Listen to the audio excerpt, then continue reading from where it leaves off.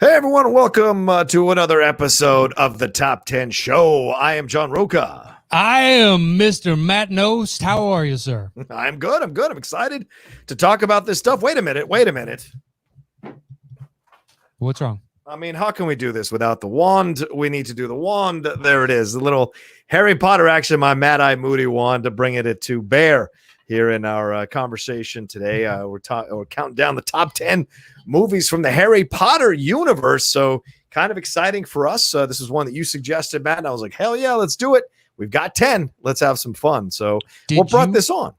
Did you? Oh, you know how like when cops or union jobs retire and they get a gold watch? Yeah.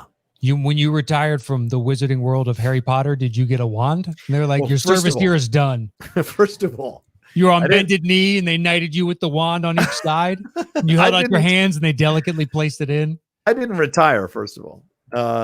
From the wizarding world, you did not retire? I left. I didn't retire. If they retire is like 20 years and get my pension and what have you. No, I just left because the job at Collider popped up and I was like, I'm going to take it. Yep. So there we go. I was very excited about that. All right. So then why do you have Mad Eye Moody's wand then? Well, because this is the one that I like the most. The other ones seemed a bit, God, how can I say this correctly without getting in trouble? This feels like a weighty, manly wand. And the other wands, I think, are a little too decorative and a little too just not my cup of tea. And so I felt like this one's pretty awesome. It's got a strong wood, got some steel here, got a very strong base. Boom. I like that. I'm a big fan of it. So that's why. Still begs the question, which has not been answered, which is why do you have Mad Eye Moody's wand? That's the look, and this is the other one. This is the Elder Wand there that it's got a skeleton Dumbledore. And yeah. I thought the Elder Wand was the one with the notches. Yeah. Still though, why do you have two wands? I don't know. I was in the mood. I was working there. I'm like, I don't have too many things that I buy necessarily. And, they gave it to us at massive discounts when we first started. So I was like, I'll buy a couple. It sounds like fun. Well, yeah, because they upcharge the living shit out of those. They do. There's nothing wrong with it. Look, parents are willing to pay it. That at least makes more sense to me than the making your own droid. Oh, yeah. Because at least the wand, you can take it out and interact with the world. In Harry Potter. And that is interesting. That's a really cool little thing that they put in. Yeah. And I was expecting Disney to steal that idea as well as once they announced the droid and lightsaber workshop thing. Yeah. Well, the lightsabers are like $200, $300, man. Those are not cheap, those things. Those are insane. But they're just lightsabers. At least the wand is a wand plus interacts with the park itself. It does. You're right. It does. Yeah. Making for a magical experience. I tried some of them. We got a wand for my nephew because he was diehard into Harry Potter when we took him. Right.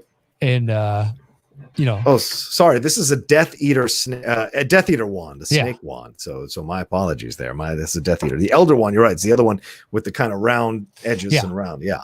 They're all too thin. That's why I got the Mad Eye Moody one. It's the thick one. I like the feeling of some heaviness to the wand. I like that. It makes me feel strong. I love it. So that's the manly wand. Yeah, you know what I mean? The manly one right here, which is an oxymoron in and of itself. Why? Why would you say that it's an oxymoron? Don't engage in toxic masculinity, Matt Knost. Manly wand. That's a manly wand, right? I just don't think the two things go hand in hand. That's all. Pun fully intended. Yeah, I mean, look, if you're into it, I would expect that from people that are 10 years younger than us. And like they went and got it because they grew up reading the books and saw the movies when they were released. They were the right age. Like, totally, I get it. That's why a 60-year-old making a lightsaber doesn't look strange to me. Like, it's been in his life for 40 years. Yeah, right. Whereas Harry Potter, like you were older when they came out, so to have that fun, but you did work there. It's not like you went to Universal. Yeah, right. But also, dude, the reason I took the job is because when I went down to Orlando and visited that park at the Harry Potter park, it was like at a time in my life when I was like, I don't know what the fuck I'm gonna do. I didn't have a job. I was unemployed. I was like barely making it as an actor. The jobs started drying up a little bit, so I was worried about what I was gonna do for a job. And then I went down to the Orlando and just got lost in that park, really just blown away by that park. And I felt to myself, like in that moment, I was like, man, I'd love to live here. This seems pretty cool. This seems awesome. A world you can disappear into, because I didn't like the world I was living in at the time. And so when I went back to Los Angeles, a friend of mine a couple weeks later, randomly posted on Facebook that they were looking for wand keepers at the Harry Potter land. And I was like, nice. Yeah, and they hadn't even opened it, right? It was just like when they were building it. So I'm like, shit, I'll go audition, see what happens, see if there's any Latino wizards. So, and I happened to get in, and I was the only Latino on the roster of 35 wand keepers that made it. And I was lucky to be in number 6. So I was consistently working, and I just loved being there for the time that it was. And then eventually it got kind of like, repetitive and boring and the same thing over and over again. As great as it is to play a character, you have to have a certain level of patience with park situations and how they do. That being said, dude, we were pretty pampered. I mean, we only worked total maybe 3.5 hours of an 8-hour day, actually working 3.5 hours of an 8-hour day, and got paid full salary for it, or $25 an hour for it. So I got no complaints. So you're a skill position though. Yeah, true. Very true. Skill position. So that's why, and it takes a little bit more taxing, and not everybody could do this, whereas everybody can sweep up. Right. Or wear the costume, if you don't have to do anything with it, you just walk around like that, not denigrating those individuals. Those are jobs, and it's a good, it's just ranking. Like if you can't do this, then you can't do it. And this is what the job is, because you are performing. Yeah. Just the mind numbing nature of saying the same words after a while. Yeah. Because I can't imagine how many performances you and anybody else that's done the job where you're mentally checked out and you're somewhere else just going through the words because you know them by heart. You don't even think about it. Yeah, I tried not to be. The worst part is when you've got an unresponsive audience. That's when you check out. When the audience is not responding, there's like, you can tell they could give two shits about what you're doing, and they didn't realize this was like what they were in line for. They thought it was a ride or something cool like that. And some people didn't want to participate. That was the worst, when you'd select someone and you'd say, the magic has chosen you. And they'd step forward and they'd be like, I don't want to do it. I don't want. So then you have to be like, the magic has chosen somebody else. And you're just like, oh, fucking hell. Like, you know what's going on here. Play along, you jerk. Do I detect the hint of a phoenix feather from this one instead? I do. That would be at least fun, because you get to improvise and do something original. Right. But you're not allowed to, Matt. You're not allowed to improvise. I know, but in that moment, they have a stock response. Yeah. At least you could get away with something there. Yes, you can. Actually, you can. Yes, absolutely. But I mean, the two most exciting shows were those shows where two people got into physical altercations. I had to break it up twice in character. Those were very, very interesting experiences for sure. So, but I had a really great time overall, which is part of the reasons why I still carry the wands and have the wands and respect the wands, because it was a really good experience. And there was a lot of people who came to those parks like seeking some kind of, I don't know, escape from the sadness or the depression, or just escape from the world, or just to get lost in this magical world and believe in it, And so it was always fun to do that. And look, I'd go and ride those rides all the time after work. I'd go and just for the fuck of it, I would just ride like 5 or 6 times, get in line, and get to cut because of me being an employee. So I didn't have to stand in line or whatever. So I'd have to just go around and go back in again, which was great. But it was a way of kind of detoxing. But then again, like I said, eventually it runs its course, and you're right. You're repeating the same words over and over again. Yeah. And it kind of loses, no pun intended, the magic of doing the thing. So, I wish Universal had a direct line straight to Harry Potter. I understand why they don't, because you want to draw people through the rest. And so shit. Right. You don't have to go through all these other just hodgepodge lands that don't really have any. It's not like Disney, guys. You just can't replicate Disney. No, Disney's great. But if you secluded that and added more shit to it, so you could spend even more time, because the alleyways are interesting, but if you do it once, you've done it. Yeah. Like there's nothing going on in these shop fronts, and you can interact with a wand thing over here. But how many times can you really do that? It helps put you in the world. Right. And I realize all that shit is expensive, but it's a draw to the park. Build it out even more. Yeah. Yeah. Agreed. Yeah, how many times have you been there? Oh, sorry. Go ahead. I said, I wonder if they're going to lose Simpsons. Oh, I don't know. I mean, it gets crowded more and more. They take more and more away from those older rides. So I don't know. I'm just saying, Disney now owns it. How long do they have a contract for? Because you could expand that way. That's a good point. Well, they've been talking about Diagon Alley. They've been for quite some time. They do little extra shows late at night. That's fun. What have you? Yeah. My friend said I was a fool to have walked away completely. He says you could have gone to the lower part of the roster, and then you'd get at least one day every month where you could come in and do shows or whatever to maintain your status. But I just kind of wanted a clean break, and maybe I should have taken it. Huh? What does that get you? Yeah, just that you're still in the rotation. If you ever want to come back full time and be available for shifts, you can say to them, "Hey, I'm ready. I'm available to do some shifts." Blah blah. Yeah. Like right now, I could totally, if I wanted to. If I had maintained that status, I could say to them, "Hey, I got let go. I've got time now. If there are any extra shifts or open shifts, or people want to give away their shifts, I'm happy to take those shifts and jump in there and start to slowly build my credentials back up." But if it wasn't in the midst of COVID and now you have to run into all kinds of random strangers, and that's a whole lot of, you ain't well, doing it's not that open shit. now. Right. Yeah. Exactly. But even if it was, there's no way you go down there. Yeah. True. Just a firing squad every day of virulent little kids. No thanks. Yeah. But I also had some great experiences. Quite a people get emotional, and quite a lot of people get really kind of lost in it. Children have this wide-eyed wonder of it all, so it was fantastic in that way. But anyway, all right. So we're going to count down these top 10. Is anything going on in your world, man? What's your update? What's going on with you? Nothing crazy out of the ordinary. Okay. Tons of stuff around the house. NBA basketball, Dropping Dimes is back. Okay. What do we got? We got San Antonio, Memphis, Phoenix. San Antonio is now officially Portland. Out. Even if they win tonight, they're officially out. Is that because Memphis won or Memphis lost today? Memphis and Phoenix won. So if Toronto loses, those two teams are in. Memphis is in regardless. Wow. So Phoenix needs Toronto to lose. Otherwise, if Toronto wins, they maintain the 8 seed. Memphis drops to the 9. You mean Portland? If Portland wins. Portland, yes. Pardon me. Okay. Portland does. And then Memphis has to beat Portland twice to make the actual playoffs. Portland just has to beat them once. That's the play-in game. Right. So right now, if Portland wins, it's Portland versus Memphis, and Portland just needs to win. But if Portland loses, then it's Memphis who only needs to win once against Portland, and Portland needs to win twice against Memphis. If Portland wins tonight, then they go into the play-in game series. Right. Memphis has to win 2. Portland has to win 1. That's the gist of it. Right now.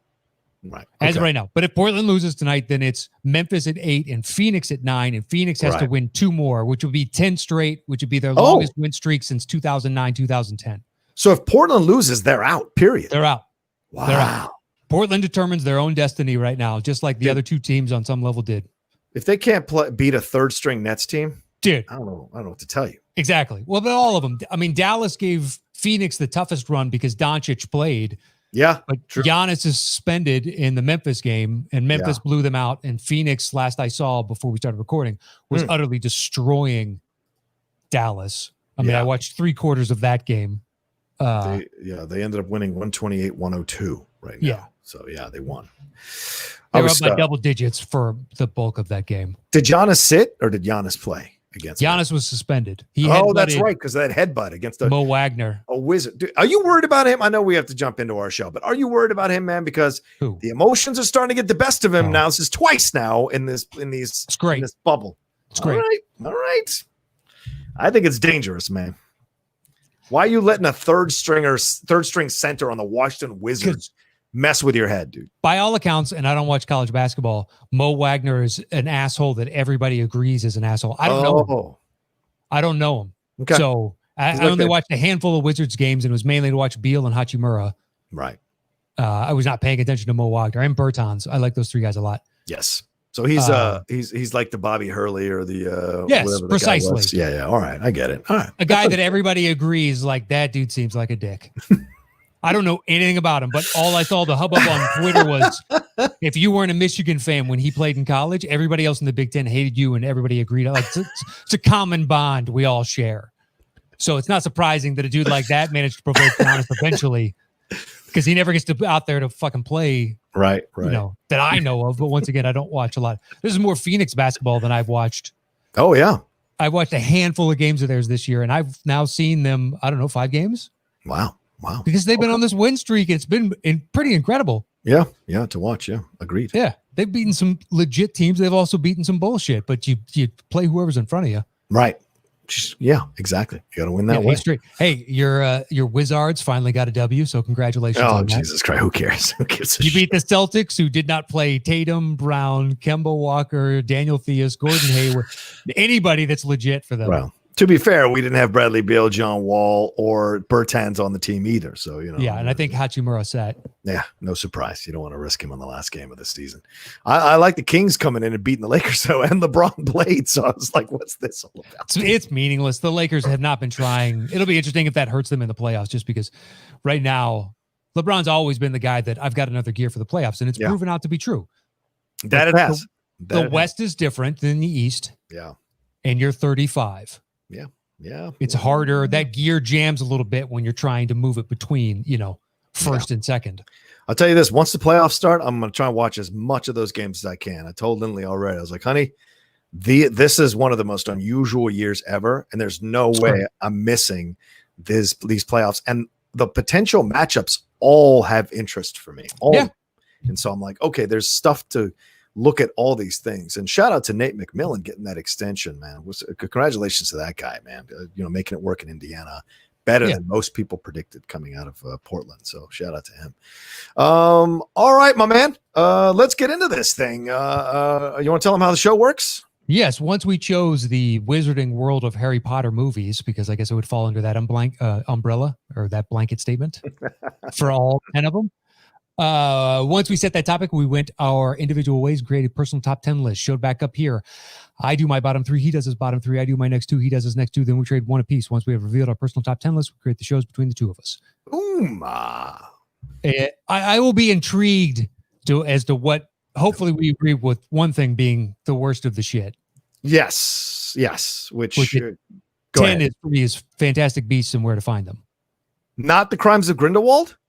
I actually enjoyed that better. The sequel? Yes. That is universally recognized as the worst movie from the Harry Potter universe. Universally, Matt. Wow. Well, all right. So, it's in my bottom 3, but we're not getting to your list yet. No. Yeah, please go ahead. So it's Fantastic Beasts in your bottom 3. Where to find? No, it's not. So that's a punt. I guess that's a punt. What's your number 9? I'm shocked. All right. What's your number 9? Oh, you froze, Matt. Let me see. When you start moving around, I'll bring you back in. Yeah, so Harry Potter and exciting stuff. I think you're starting to move around. There you go. All right, there it is. Good to go. All right, so what's your number 9, my man? Deathly Hallows Part 1.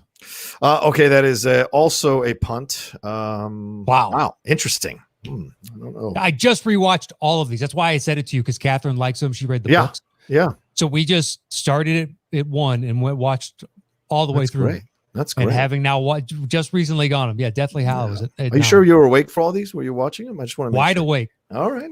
Wide awake. What's your number 8? 8 is Crimes of Grindelwald. Okay, so that's my number 10. So there we go. Fantastic Beasts, Crimes of Grindelwald. This is just a terrible movie. But anyway, it's your 8, so please, you speak on it, and then I'll talk about it. It's less terrible. The Crimes of 9 to me we'll get to. Mm-hmm. The punt, I guess we'll get to. This one to me was better than the punt because the punt had storylines that didn't go anywhere. So there was literally no point in filming them. Why it was in the script. Maybe there was a payoff for it. I don't understand whatnot. At least narratively, this had an idea of what the fuck it was trying to do to me a little bit better. Although apparently Harry Potter is going to suffer from Star Wars syndrome where it's the same problem they just deal with every 50 years or so. Yes. 40 years. That's why Star Wars is so stale to me at this point. It's like, we're doing this all over again, right? Jesus Christ. Yes. But yes. I thought Redmayne and the other the female lead, I can't remember her name. Catherine Watterson. Yeah. Thank you, sir. They had better chemistry to me in this one. Okay. And I wish the other couple had stayed together, but it was a nice story choice that they made to me. To split them up. Okay. It at least makes it interesting. Okay. I didn't really enjoy the bottom 3 movies on my list. Right. Yeah. It's a top 7. Okay. So there you go. That's literally all I can really say about Grindelwald. Well, top 8, you mean? It's a top 8, right? Yeah. Top 7, because I'm saying 8, 9, and 10. I'm right. Gotcha. Yeah, it's my number 10 for so many reasons. I mean, the way they just completely sabotage what they set up in that first Fantastic Beasts film with that relationship. That decision of hers is so out of left field. It doesn't make any sense. And you make the woman be the one that gets seduced by them. But it's just so cliche. Okay. We've seen it for so many decades, the same bullshit. And I just was like so mad at it. Then you do the Grindelwald thing, and then you cop out on the homosexuality. It's all right there, and you don't have the guts or the balls. Well, they fucking lean into it. If she's gonna crow about it, and JK crows about it in interviews, then show me it. Don't do little asides. This isn't 1956. Yes, this is 2019 or 18, whatever it came out. So I think they should have like more powerfully leaned into it, more powerfully made it a part of the story, more powerfully. What was that issue? That's all them playing it safe for the red states and whatever. And I think that was such a cop out. It's not even just the red states. It's China. It's all the other. Fair. Yes. This is a movie. Like, I understand what you're saying, but also everybody going into this expects it to make a minimum of $1 billion. Yeah, and it didn't. So that already kills certain choices. Well, whatever, the Harry Potter's, it needs to make 500 million or whatever the case is. Yeah, but this was a complete and utter failure. They have 3 more to come, apparently. Yeah, so they think. So they say. I don't know. I mean, the Johnny Depp situation. Look, I obviously we're hearing more about that coming out. So I don't know which side. I'm just like I stay out of it. Basically, I like him in that character. I would have liked to have seen more of that, but they just the thing with Nagini, the snake, all of that was kind of wasted, and everything they'd set up with Ezra Miller in the first film was kind of wasted. And so to me, I thought it was an offensive film to anybody who's a Harry Potter fan. And I'm just watching this going, this is just ridiculous. And they know that they're making an installment in a series. And I know that the original Harry Potter movies do a better job of that. Yeah. This feels like, we'll explain it to you later down the road. And it's like, well, no. I'm watching this film. And if you're going to present something, then explain it in this film. You can elaborate on it more down the road, but at least explain it to a degree in this film. So it was super frustrating to watch that in this film, in my opinion, which is why it's just I haven't walked out of a Harry Potter film angry, and I walked out of that film like just fuming at the insult that film was. That's just my personal opinion. I'm telling you, these bottom 3 movies, they could all not exist, and I'd be perfectly fine for me. All right. That was your number 8, right? So then that was my number 10. So then my number 9 is Harry Potter and the Goblet of Fire. That's a punt. Okay. And then my number 8 is Harry Potter and the Chamber of Secrets. I mean, it's a slight punt. Okay. That's fine. Well, we're going up into your 7 and 6. So take it away, my man. 7 is the Philosopher's Stone for me. Okay. That's my 7. Yeah. Sorcerer's Stone, Philosopher's Stone. Yes. I agree. Yes. That's right. For the U.S., it was changed to Sorcerer's Stone because somehow the philosophers didn't translate. You could call it whatever the fuck you want. I really believe so too, man. Everybody knows the first Potter film. As if I don't know if they just did that because people might be lost. Like, what is philosophy? Like, Americans are going to be turned off by the idea of thought. Like, it's a children's movie, guys. I know what a sorcerer is. I don't know what philosophy is. Well, was it Plato just handing out stones? Like, what does this mean? You'll get the stone. You'll get the stone. Really fun. Yes, very fun. A kid's movie, though, man. It is. It's a great introduction to this world. Yeah. And they slowly introduce. I like all the small little parts best, like the moving stairs and the artwork that can move and nearly headless Nick and all the fun, inventive things that would capture a child's imagination. They really pull it off well to introduce this crazy world. Yeah. I agree with you. I agree with you. And, you get Hagrid and you get that connection with Harry, and Harry kind of figure out who he is and what this whole world is that he is walking into. So the wide-eyed wonder of a child and what this whole thing can encapsulate, but also thrown into danger, also bringing up the history with the death of his parents and how Voldemort, or he shall not be named at the time, plays into that. We see the flashbacks. We see McGonagall and we see Dumbledore, with Harry and carrying the child, and all of that. You see so much of the world that is to come. and that is so great. And then you would get to enjoy Hogwarts and all the different things that are going on at Hogwarts, and like you said, the moving stairs, the paintings, everything.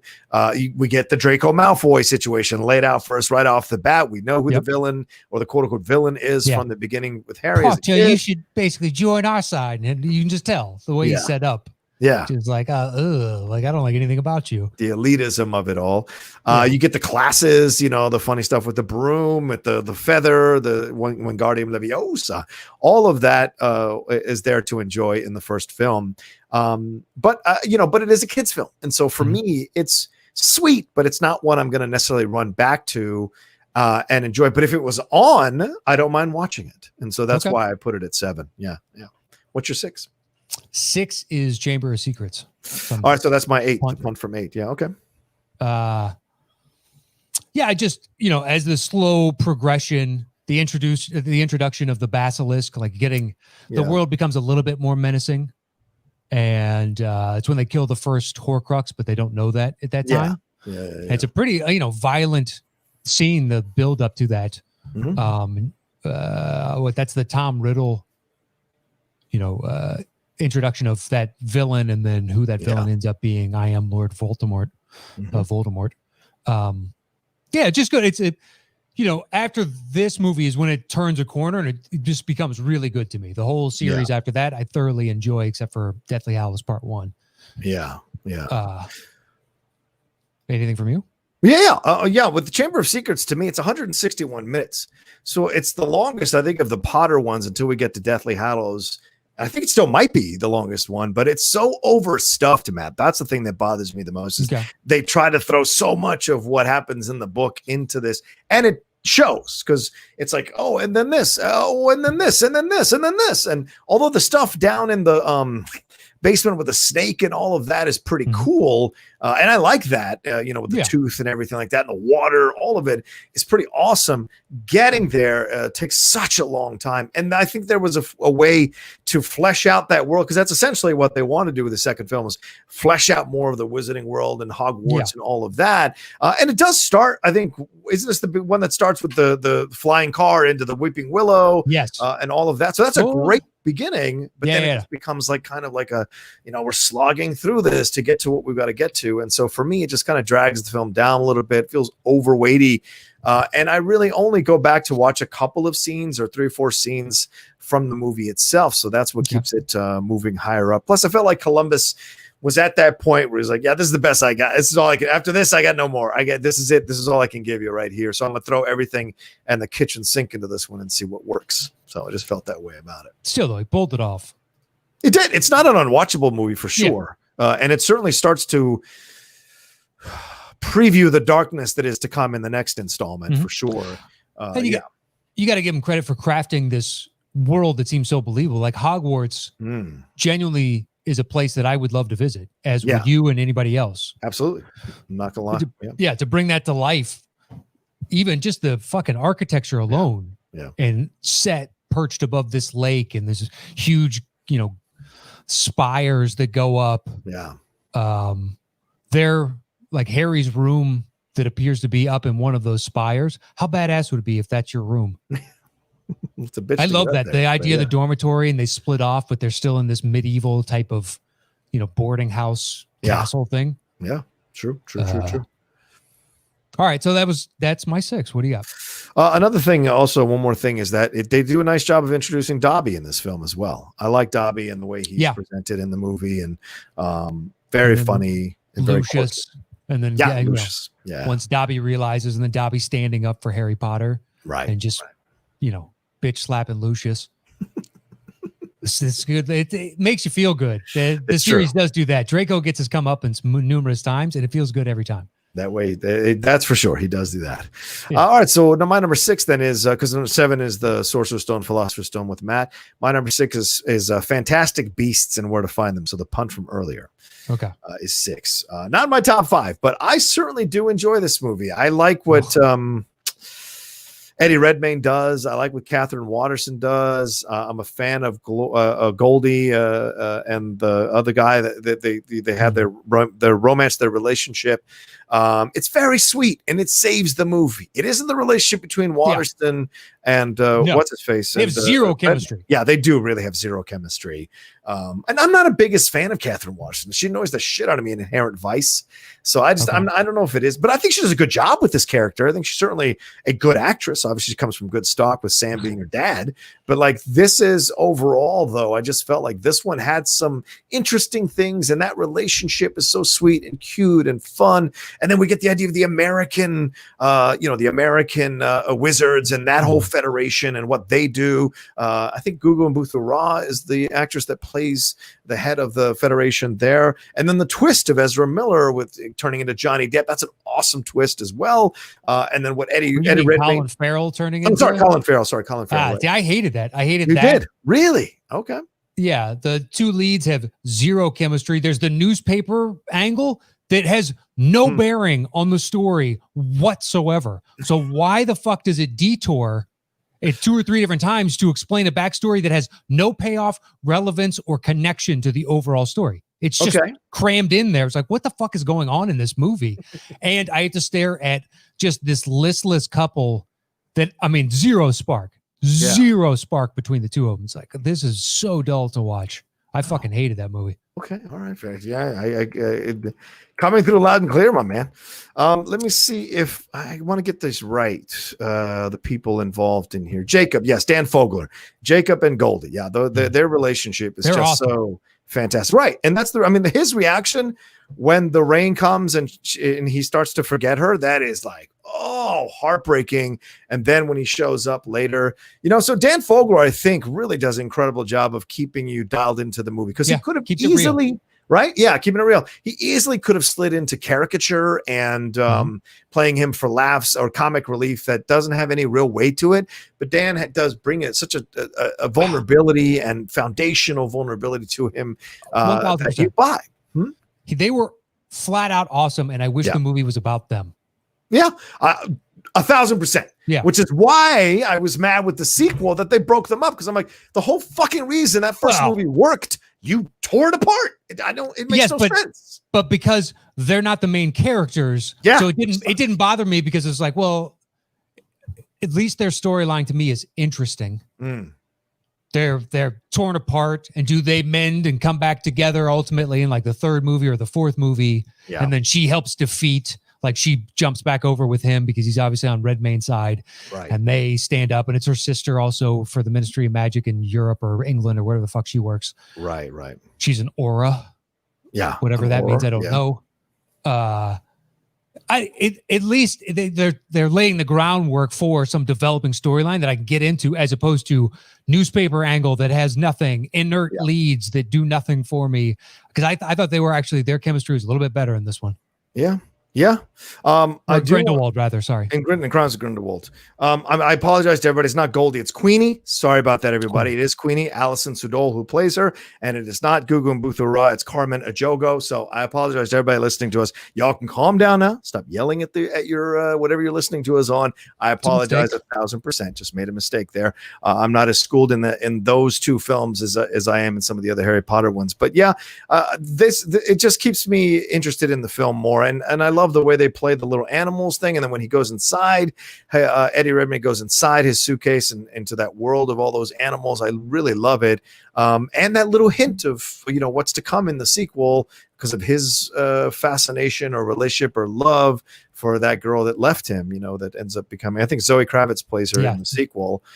So for me, that's what really worked overall in the film. So it just keeps me, I don't think it's as bad. The second one is just like, I just got angry coming out of the theater. Yeah. Lita Lestrange. Yeah. Zoe Kravitz. Yeah. Lita Lestrange. Yeah. So. Maybe it's because I watched it in the context of when we were watching all these, I'd never seen it because I heard it was terrible. I tried to watch it when we flew over to London. I fell asleep in the first, I saw the carriage scene in the very beginning, and I fell asleep during that. So I didn't see how, but it's also dead tired. So yeah, fair enough, dude. But it couldn't keep me awake. It's like 7 minutes in. Yeah. All right, Matt, before we get into our fives, what do we got to do, brother? Take a quick break and hear this word from our sponsor. You jumped the gun on me. There it is. Boom. Oh, thanks for this. All right. We should play some Harry Potter music like over this. I think. Yeah, I think we'll get a copyright strike on that. You think? Okay, maybe we do 6 seconds. I don't know what the thing is with that. All right. Anyway, let's jump into our top fives. The show is breezing along. Let's get into it. Well, I mean, there's only 10 movies. We're never gonna. Exactly. There's not, gonna be anything off of it. 5 is the punt from you earlier, Goblet of Fire. Oh, okay. Please go ahead. It's, you're bringing in a different aspect of with the tournament of champions or whatever in the world it's called. There's danger that's presented within there. It ends up Quidditch 5 World because I think Cup. it's what's that? The Quidditch World Cup. Yes. Well, no, that's where it starts. You're talking about later. Oh, yes. Yeah, yes. when they're actually in the tournament for the Goblet of Fire itself to be the overall champion. Usually there's only 3, but this year Harry got in. It's the Tri-Wizard Tournament. There you go, the Tri-Wizard and the Tri-Wizard Cup. Or the Tri-Tournament Cup or something along those lines. Anyway,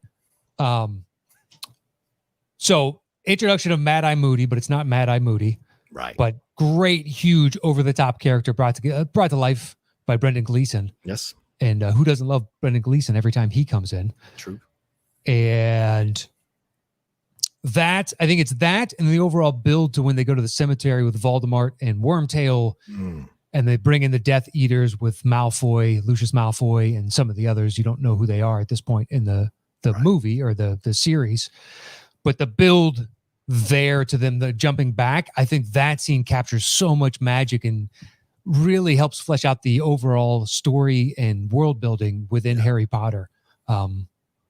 They just do it better in later films for me. But I love the addition of, now what I don't understand is, so you see it numerous times within Harry Potter and people fucking with Quidditch matches. Like Hermione does it, twice? Yeah. And then in Sorcerer's Stone, Snape is stopping the one professor who's trying to fuck with Harry while he's doing it. Right. And he finds out afterwards. So how at the World Cup do they stop people from doing magic? Because we have like 200,000 people in this huge complex. Do they put up some barrier force field shield or something? Well, I'm just watching this. And here's where we get into why Goblet of Fire is so low on my list. Because they introduce a World Cup and then you don't see any of it other than the introductions of Victor Crumb and whoever else is on the Ireland team. It is such a fucking letdown. And when you apparently in the book, it is an extensively huge scene. So to not have it in the film was an insult to me. And I think because they thought, well, we can't do a soccer version of a tournament. People would lose their, they're not sports. We're making it for the nerds. And I think that might have been the mentality of Warner Brothers to cut that entire sequence out, because then Victor Crumb is just turned into some caricature of a meathead. And he doesn't really have weight to him, so that when we see Ron threatened by Victor, it's all about looks. Right, and they talk about how great he is, but we don't see how great he is. It's great that Ron knows. It's great that the Weasleys know, but we don't. And I think that was such a massive mistake. I also think Robert Pattinson's dad in the film is it's overacting his face off in this film, and he's not usually an overactor. I've seen him. He's in 2 scenes, 3 scenes. Yeah, but all of that is just ridiculous. His son just fucking died. Yeah, but it's a terrible reaction. Tearing your. Well, I think at that point you were fed up with the movie because you realized the World Cup wasn't going to pay off, and that's why you're like, fuck this too. From the opening 5 minutes. Yes, I understand fully why they don't bog down in. Well, it's Quidditch. It's not bogging down. Well, that movie is still 220. So you wanted to go back to the problem that you had with Chamber of Secrets, which is ballooning this out so we can cram in because they still do a ton of movie. Trust me on this. I could cut out a lot of that movie to make way for the World Cup, to make way for that Quidditch World Cup.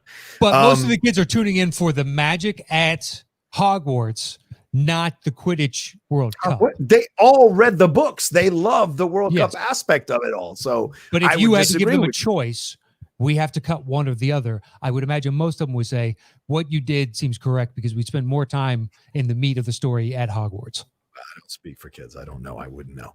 I think the other thing that's an issue too for me is that I find the Beauxbatons also what we don't get to know them a little bit more with Clemence Poesy's character, what she's got going on. And so it just becomes caricature rather than depth, rather than something more for us to hold on to, and we get Mad-Eye Moody and that guy, David Tennant being so he overacts the shit out of his role too.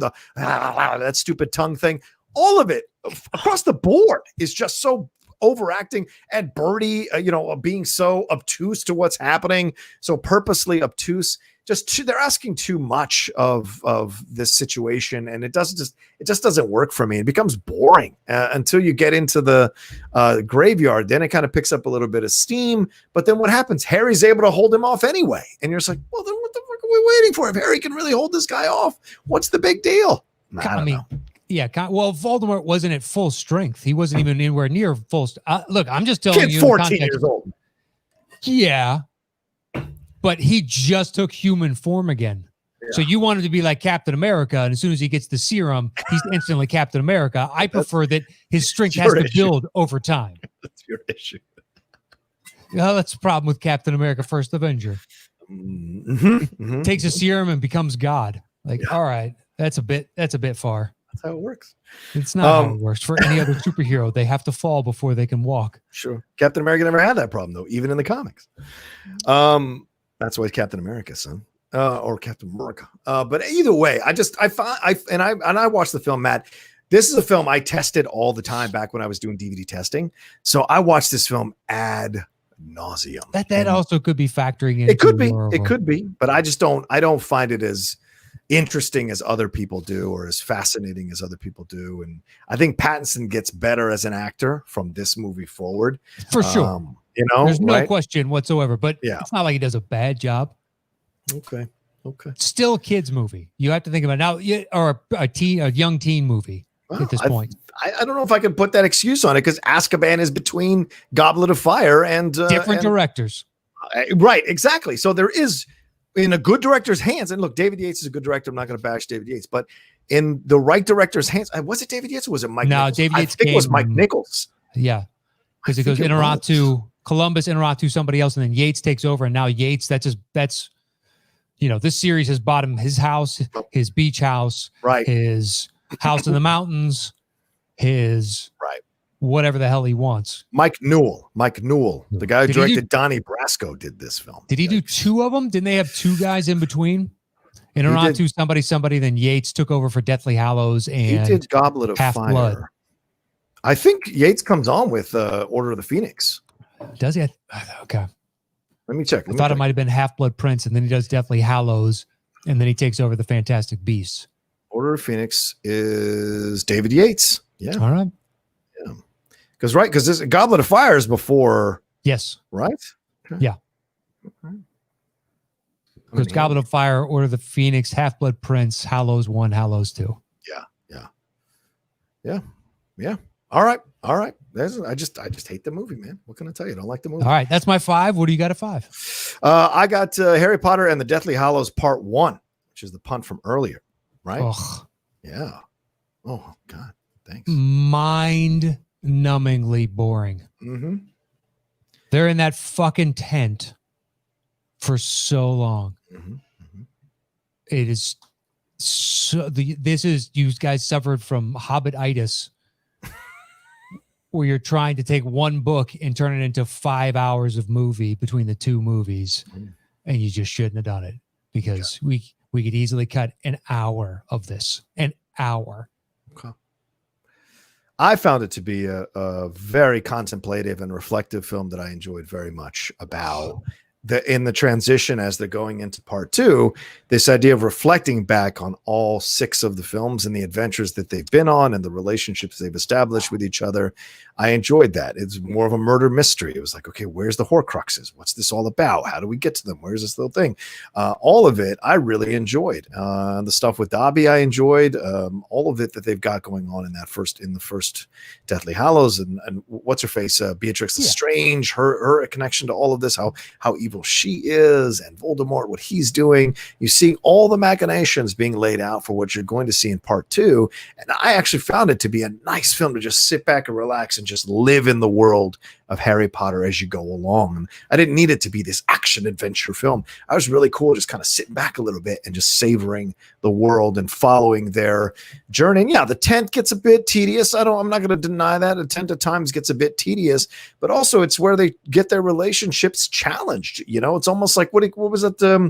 what was that in the garden in Jesus when he goes off, when everybody falls asleep and he goes off and gets tempted by the devil? That was essentially kind of that sequence or that scene there laid out with there's this temptation of for the first time ever, Harry and Hermione possibly doing something and how that could affect Ron later. And Ron gets pissed off about it. Jealous. Never going to happen. So that's fine. But I like that they explored it. Well, but Ron, because of the influence of the Horcrux, takes something that is nothing, that there's no way these two friends haven't shared a look like that over the course of their entire friendship. And he takes it as some sort of sexual jealousy, and he storms off. Yeah. And then they're stuck together for a long time. So then they start to blossom feelings. It's kind of like Keira Knightley and Johnny Depp in the second Pirates. It's like, why is she flirting with him? Kind of. Right. That was weird in the Pirates movie, but in this movie, it makes sense, right? Because of the Horcrux and all that you just mentioned. No.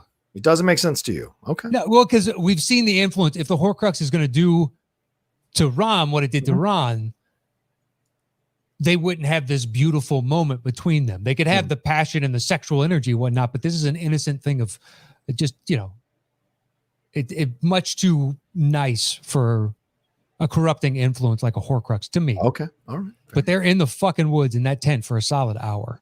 Yeah, I think it's the last. This is the only movie I fell asleep in. Okay. I liked it.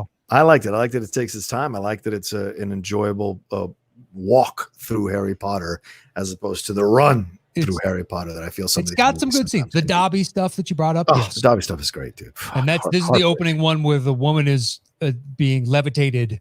Yes. And it's the professor that believes that muggles aren't, bad. Yeah. In essence. Yeah. And that is a vicious scene that they're going through. And it's almost like Untouchables when Voldemort is walking behind people like Capone does in Untouchables. It's got that menacing vibe, even though nothing's just asking for their wands to try and use. And then the snake coming in after that. Like, it's got those moments. And then it's just this abyss in between of I could give two shits about. Okay. All right. So then what's your number 4, man? 4 is Half-Blood Prince. Okay. That's a punt. Okay. Yeah. All right. What is your 4? Harry Potter and the Order of the Phoenix is my 4. Okay. That's my 3. Okay. I like this one a lot, dude. This one has grown on me more and more as I've kind of watched these films less and less. I've become more picky about the ones I do want to watch. And certainly Order of the Phoenix is one of the ones that's kind of moved up the chain for me. I remember watching it in the throes of we were getting Harry Potter every year, every 2 years and all of that. And it kind of got lost in the mix for me because I'm like, let's get to the next installment, right? I was in that place mentally. And going back to rewatch this is fucking awesome. Plus, the way it kind of resonates with our world now with what Dolores Umbridge is doing in this film and the whole idea of the pink thing and the prissy way she does the evil stuff that she's doing, the gaslighting that you see happening throughout this movie, and the way they band together to go after her and hide out in that room to figure things out. We get more with Luna Lovegood. We get more with Cho Chang. We get more with Harry, teaching them. This is Harry growing into his power as a teacher to this army and going after her, and organizing this army. And then we have, Voldemort coming on. Yeah. Go ahead, man. Well, you finally understand who Snape is on some level. Yes, right. The big reveal that's coming.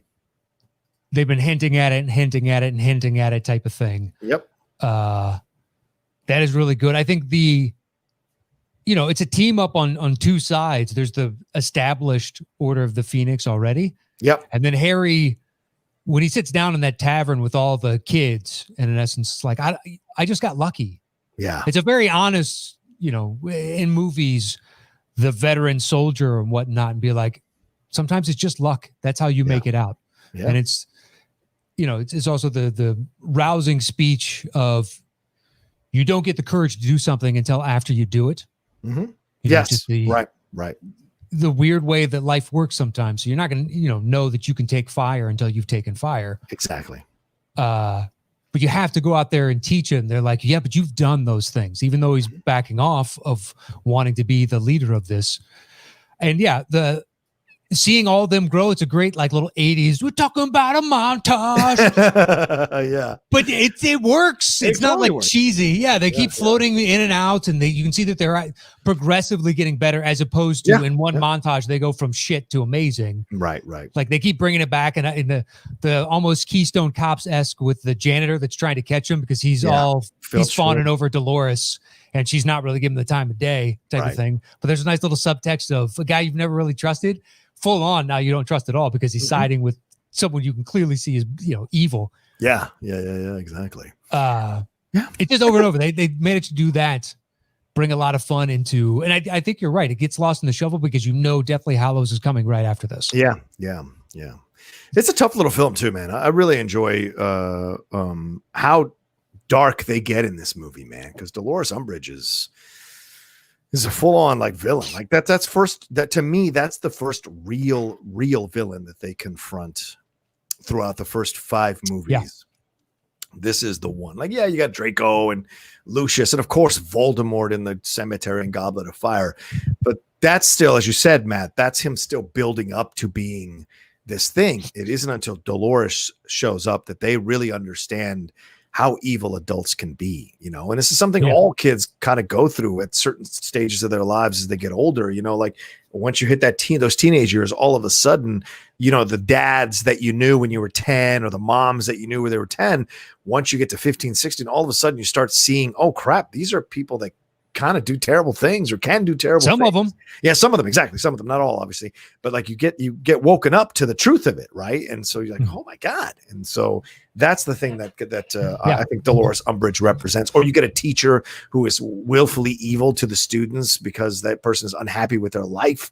You see that coming through with Dolores Umbridge as well. Or you see political figures in power who want to maintain power by lying or gaslighting or doing whatever possible to trick people into voting for them or whatever. Well, it's disgusting. The Ministry of Magic. This is also the reason it's my 3. I love the simplicity of the ending of the Ministry of Magic. Only gets a glimmer. Yeah, just a glimpse of Voldemort, and that's all he needed. He had to confront what he's been trying to deny himself. Yes, and just he's alive, and that's all. It was such vindication because Harry had been, people have been confronting him that there's one kid who has a line like every other movie, and he's telling him, like, well, my mom doesn't believe in you. Yeah. Why should I? Type of thing. Yeah. And he's, in essence, the Ministry of Magic in this is Chamberlain wanted to deny the threat of Hitler. Right. And finally had to come to terms with the fact that you were wrong and then resigning from your position because you have no other choice than to deny the ultimate evil that's been staring you in the fucking face. And everybody's been telling you the whole time. Yeah. The whole time, Chamberlain, Hitler's a problem. We need to do something about Hitler. No, he's not gonna invade France. This feels personal between you and Chamberlain, man. This feels personal. No, just everything else you read of him, he was a fairly good politician and had a good handle on the world and a true statesman of his era. Yeah. And to not see the threat of Hitler, just like, he's fine. They're just building up their military and sitting at across from Poland, guys. What's the big deal? Nothing wrong. It's a little land grab. That's fine. It's nobody's important. Good point. But yeah, just the simplicity of that when he had to confront he's real. Yeah. The vindication for Harry, and then you see all the newspapers and all that jazz afterwards. It frustrates the piss out of me because I'm like, it took you this long to finally fucking get it, but that's what it is sometimes, right? Matt, when you're a kid, adults don't want to believe you until they actually see it for themselves. And so that's an aspect to it as well that I thought was well done by the film. All right, so that was what? Your number 4, my number 4? My number 3, your 4, I believe. So what's your 4? So my 4 was Order of the Phoenix. My 3 is Harry Potter and the Deathly Hallows Part 2. Okay, that's my number 2. Okay, all right. I think had I not done the rewatch, I think I would have had Deathly Hallows 2 like 3, 4 somewhere. Okay. Because originally when I saw it in the theater, I liked it, but I was like, it just turned into the Neville Longbottom show. Yeah.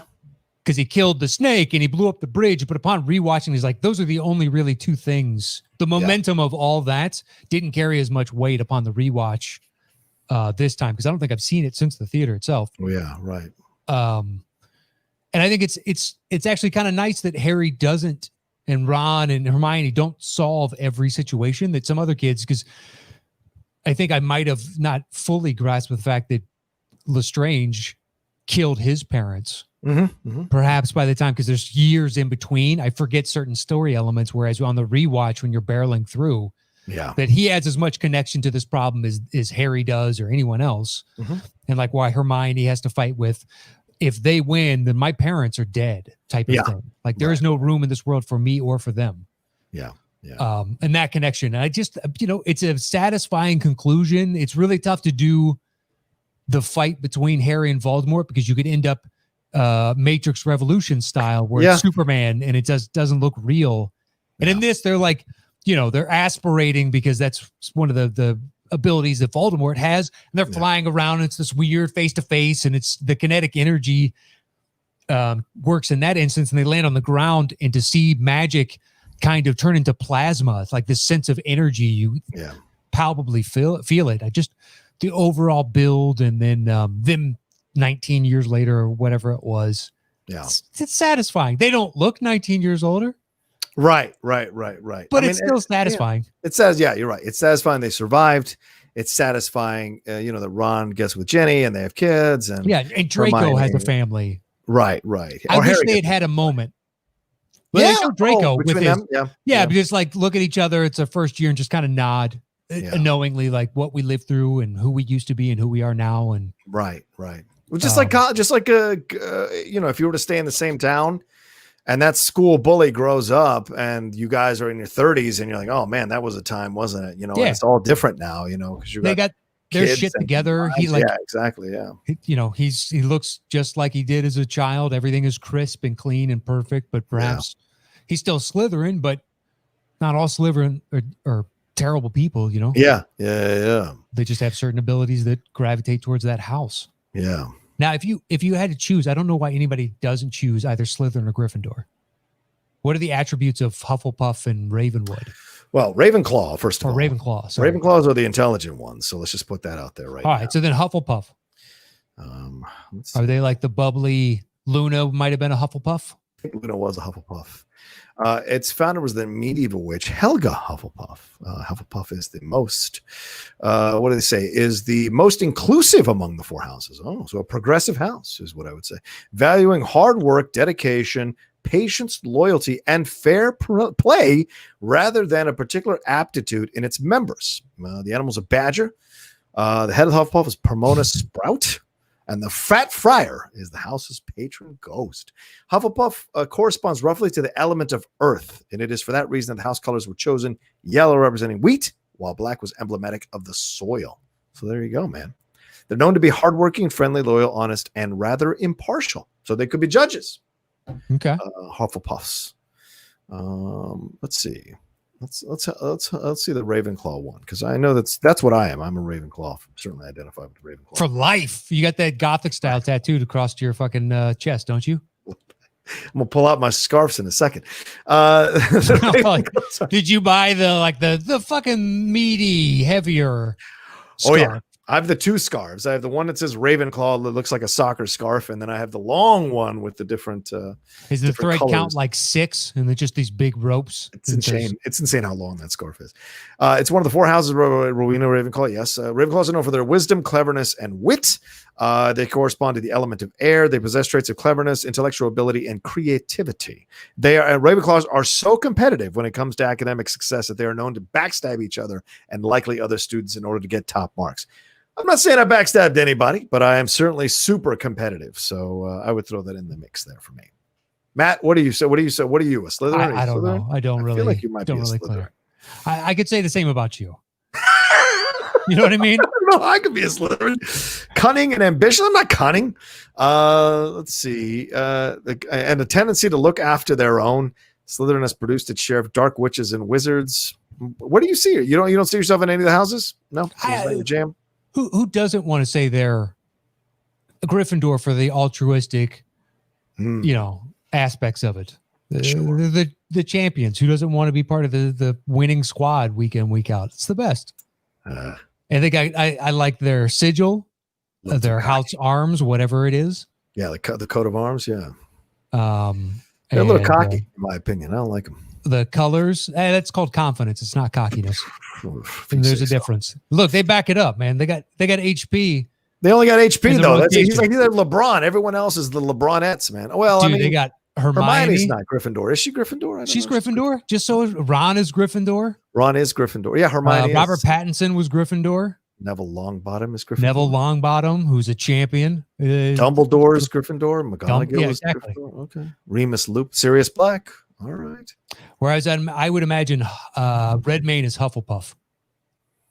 Connection to Earth. To Eddie Redmayne? Yeah, sorry. What's his character? Do you remember? No, it's something. It's not like Twitch. People are getting so mad at us, man. They're listening, just getting, and they're probably even super mad at me. I just watched that too. For having watched, having been in this park. Those were the last two. It's just like, we made it for all the good ones. Now on to these. Yeah, Rowena Ravenclaw. Phileas Fitwick is the head of the Ravenclaw house. He's the charms professor at Hogwarts. Let's see. Garrick Ollivander, who's a wand maker. See, that makes sense. Sybil Trelawney. Quirinus Quirrell, who's defense against the dark arts. Gilderoy Lockhart, who is Kenneth Branagh's character. He is a thing. Out for himself, yes. Luna Lovegood, Ravenclaw. Yeah, respect. He is out for himself. Absolutely. You're not going to deny that for sure. God damn it. What is his fucking name in Harry Potter? It's driving me nuts now. Who, Redmayne's? Yeah. Just look up Fantastic Newt Scamander. There it is. What is Newt's house? It's got to be Hufflepuff. It has to be. Given the description that you said earlier, there's no way. He is a Hufflepuff. Yes, you're absolutely right, Matt. He's a Hufflepuff. His brother may have been Gryffindor. Oh, yeah. What was his brother's name? Do you remember? And then, no. Zoe Kravitz was definitely Slytherin. Oh, yeah, she's Slytherin. I would guess the Aura, his Redmayne's love interest, Watterson. Is that what you said? Yeah, Catherine Watterson. She would probably be Ravenwood. Okay. Guess. Theseus is Hufflepuff. His brother is Hufflepuff, man. Fascinating. He's a pure blood. Sometimes a half-blood, considered half-blood. He's unmarried. He's a human male. I don't know if you know that. No, I didn't. he's a fucking Hufflepuff. So. Oh, man, this is great. Catherine, one more. Catherine Waterston. Let's see. What is she? You could tell me Gryffindor, but for some reason, Ravenclaw sounds. Do you remember what her name is in the movie? Yeah, I think it was just 5 Z's right next to each other. Tina Goldstein. Porpin Tina Goldstein. I mean, if Rachel Silvestrini is listening to us right now, she is throwing things at the wall. And I know she's flipping the fuck out. Let's see. Why? Because she loves Fantastic Beasts? Oh, yeah, she's a massive Harry Potter fan. She knows everything about Harry Potter. That's fine. I got love for quite a few of them. In essence, we 7 wouldn't of count them down if we didn't. That's for sure. Yeah.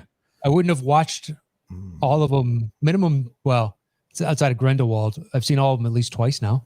She's an Auror, for sure. Yeah. It doesn't say what house she's in. Am I missing it here? American Half-Blood. Do they not? Oh, so maybe they don't. She's attended the Livermore school. She's sorted into the Thunderbird house, so she's a Thunderbird. Yeah, something different. Okay. Yeah, completely different. Thunderbird. Yeah. All right, there you go. Where are we at? Jesus Christ, let's finish this countdown. That was my 2 and your 3. What's your 2? It's a punt from earlier? Yeah, Harry Potter and Half-Blood Prince. Okay. Yeah, I like the Half-Blood Prince a lot, man. I mean, the stuff that happens with Snape and Dumbledore there as well, the kind of exploration of who Tom Riddle is, and get nice little background. I think Jim Broadbent is great in the movie as well. We get some background on Voldemort and how that came to be.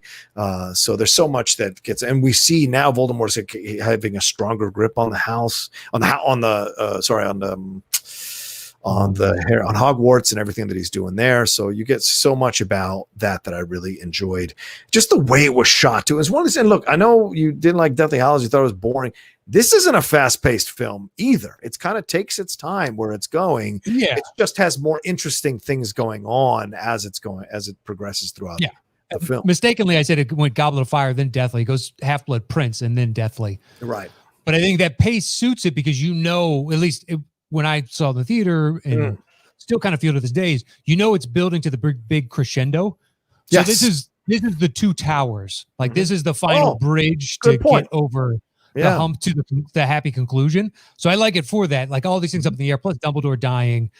How when they do the flashbacks of Voldemort, Tom Riddle, do you ever trust that kid? Like he is way too conniving and cunning from the outset. Great job, whoever that actor was. Yes, he's so evil. Yes, yeah, just in small little scenes, especially the memory that Broadbent gives them, but he had been holding back. It's the corrupted one that Dumbledore is like, we need to find out what really happened in this moment. Right. And it's the Horcruxes, and they found out, they realized they've already killed 2 of them. So I just assume the next movie is going to be 2 more Horcruxes, and then just kind of building towards those. Yeah. And then, like, what if they put the dragon from 2 into 1? I like 1 a lot more at that point. Yeah, maybe they're right. Maybe you're right. It's just like, that's a cool little action sequence that you don't need it in the second one necessarily.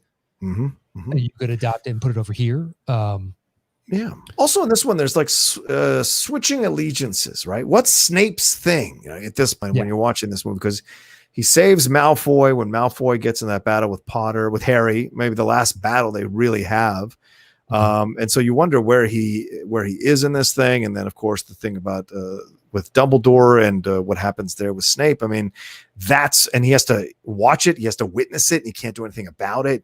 And it's such a heartbreaking moment. I just like it because it's just some real emotional moments going on here between these characters that we've been with for 6 movies. And once again, this idea of as you get older, you start to see the world less in black and white and way more in gray. And that people you thought you knew are capable of doing these things, but initially you think it's an evil thing. It's not until later that you realize there was a reason, there was a purpose to all of this, right? And so all of that too, but at the time you're just thinking, oh wow, I've been betrayed by someone I've known for such a long time, and I've lost my mentor, which happens, right? I mean, Luke losing Obi-Wan. There's countless samurai and martial arts films about the master dying and the student having to get revenge. All of that is there. It's a very big deal to lose the mentor in any kind of these hero journeys because it clears the way for the hero to fully assume the mantle of the lead in the story. Well, you see that early on when Snape has to do the oath. Yes. The unbreakable thing. The unbreakable vow or whatever. Yeah. Right before that happens, Lestrange is basically not properly estimating Dumbledore's power. Yeah. And Snape has to cut off and be like, make no mistake, he's one of the greatest wizards of all time. Yeah. Of thing. You can see that the respect is there. And he's been his mentor because he was headmaster when Snape was at school there. Just because now with Fantastic Beasts, we see a young Dumbledore, and that was years before all of this. Yeah. Plus, it fleshes out between all of these to decide with Snape even more how much of a douche Harry's dad was to him. Yeah, true. Yeah, you do kind of as you go along and you find out what's going on with Snape and the history of Snape and Lily, which is one of the most tragic stories in all of the Harry Potter fandom or Harry Potter mythology. That is just heartbreaking, right? Because you see that James was a dick, and that Severus, to Snape, and then Severus developed this kind of armor because of the hurt from what James, and then the flashback to him holding Lily, like he was there when Lily died, dude. That is whoa, and it had to kill him. Great acting on Rickman's part. Yeah, because throughout the entire series, everybody makes the same comment. You look just like your father, but with your mother's eyes. Right. And for Snape, he was always in love with her. And that's, the eyes are the windows to the soul. Right. So he sees the father, but then when he has to stare intently at Harry, he locks into the eyes of the woman, the only woman he's ever loved in his entire life. Yeah. And so that's the confrontation. The immediate reaction is, oh, your fucking father. You're your fucking father. And then the more he's around him, he's like, no, you're your mother. Yeah. And he protects him and he sets about. Great build and reveal ultimately that Rickman was told that by J.K. Rowling early on, and he kept that secret, but it informs his acting performance overall. And you can see it on the rewatch, how he interacts with Harry every time. And you understand his motivation of why sometimes he has to slap Harry in the nose of like, this is stupid and you need to be smarter than this.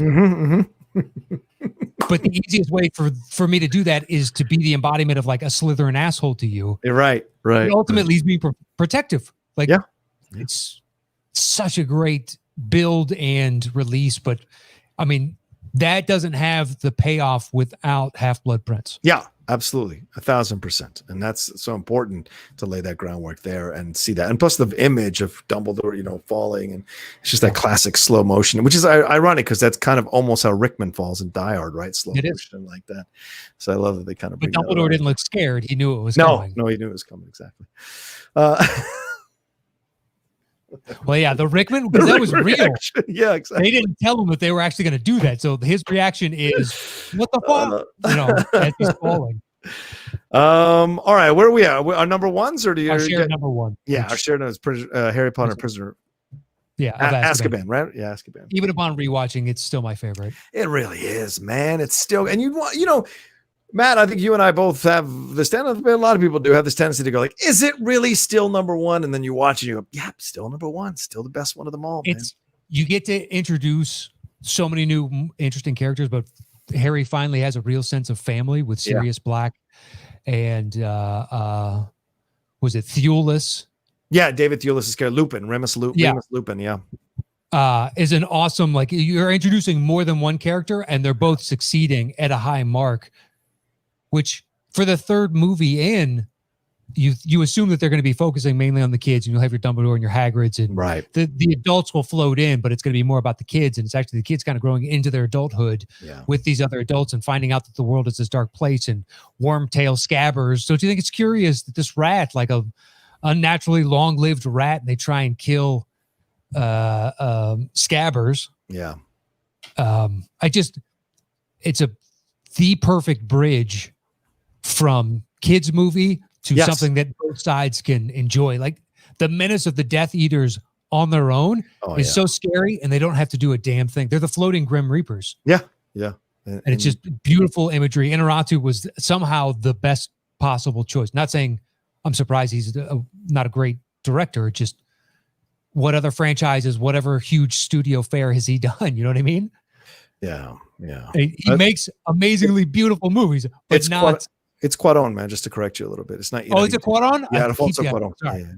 No. But Gravity and this, he doesn't do MCU movies. He doesn't do right Star Wars or any of Fast and the Furious, any of the big franchises that'll pop in, come in, graduate this to a level that now everybody can understand or identify with. I think every franchise has that one film, you know what I'm saying? And so this one, I think, is that, like Wrath of Khan is, or Empire Strikes Back. This Tokyo is Drift. Yes, absolutely. But this is the film that's like on par with that. It is the one that that pretty much universally is recognized as somehow elevated above it's elevated above the other installments. The other installments can be good, but there's something about Azkaban that elevates it to almost best picture status, and so it's got that kind of vibe to it. And Cuarón is an interesting director. He did Children of Men, which a lot of people liked. I liked Gravity. Roma, a lot of people enjoyed Roma and wanted that to be nominated for Best Picture. So it's like, or win Best Picture rather. So it's just like, he's got that ability. But you're right, he doesn't jump into franchises or do installments of others. It's just such an unusual anomaly that he was the one they chose for this one. Yeah, Chris Columbus totally works. Makes all the sense in the world. Oh yeah, absolutely. Although Newell after that, weird choice. Yeah, weird choice. Weird choice. I wonder if they defaulted and they didn't have anybody. Like, do you want to come in and do this one? And it's like, or they need thought a British voice too, like Columbus did, type of thing. Right. Maybe. Yeah, but perfect choice. Yeah, completely out of the box. So much to enjoy about it as well. I mean, all the things that are going on with the Defense of the Dark Arts teacher, which of course at that point it kind of hit a little bit of the cliche, but it works here, and the idea of Remus, then trying to avoid Remus turning into a werewolf, and like the relationship between Sirius Black and Harry. Like, there's such tender moments between Gary Oldman and Daniel Radcliffe in the movie, and you get this idea of what their connection is, what their family is, and it's his first connection to a real family since the death of his family and being told about his dad, told about his mom.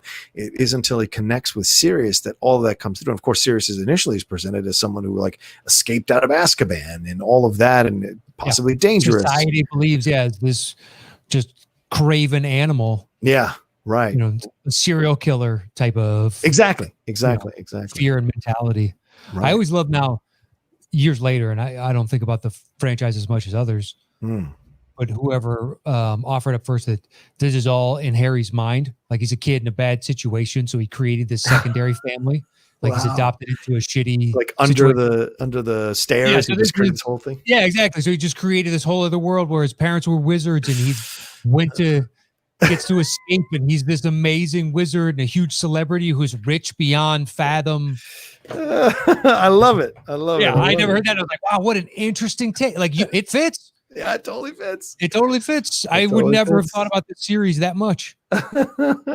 Except he doesn't get Hermione, and you would think if he's gonna be the hero, he would get Hermione, but he doesn't. So it's interesting. Yeah, but I think it still works, though, man. It's a great theory. Create a magical world. So Catherine just got home, but she read the books first, so she pronounced Hermione Hermione because that's how she read it for so long. So while we were watching these, every time they'd say, well, not every time, but they'd say her name, and then I'd go, "What was her name again?" Hermione. No, you're close. You're so close. Hermione Sky. Yeah, perfect. Yeah. Hermione. No. What is it again? It's just Herman. Hermione. Hermione. Well, it's not like that. I'm not giving the hard phonetic. I'm just trying to sound it out for you. WNBC. Yeah, I got it. Nah, she just gave up. It's just Hermione. It's Hermione. That's it. I'm happy to sit there. There's no I in that thing. All right. Well, there's our separate top 10 lists of movies from the Harry Potter universe. And we're going to put these things together and give you our official top 10 list of the top 10 movies from the Harry Potter universe. Obviously, Prisoner of Azkaban's number 1. All right. There we go. Sorry, I hit the wrong button, and I auto muted myself and you. Oh. All right. So Prisoner. Yeah. You have Half-Blood at 2. I have it at 4. You have Deathly Hallows where? 3. The part 2 is at 3. Yeah. So that means that's part 2 is 2 because it's 2, 3. Okay. And Half-Blood. Okay. And then Order of Phoenix. Okay.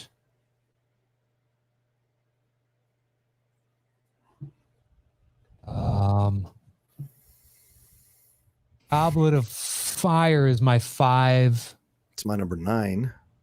Okay. Deathly Hallows is your what? Part 1 is my number 5. Okay. That's my number 9. Oh, flip time. Well, do you want to do that, or we have Chamber of Secrets higher together? Okay, let's put Chamber of Secrets there then. We're still going to have to flip at some point. Probably. I'll take a regular quarter, please.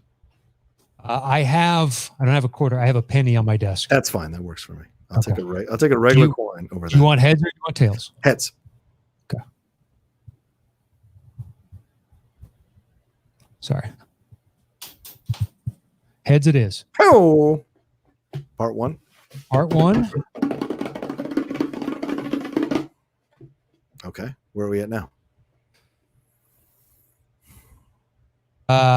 So then I guess it would go Fantastic Beasts and Fantastic Beasts. You have where? 6. 6, yes, and where to find them? Okay. Then Grindelwald is last. Wow. Okay, so we got them all. Cool. Well, that went by quicker than I thought. All right. Awesome. Let's count it down.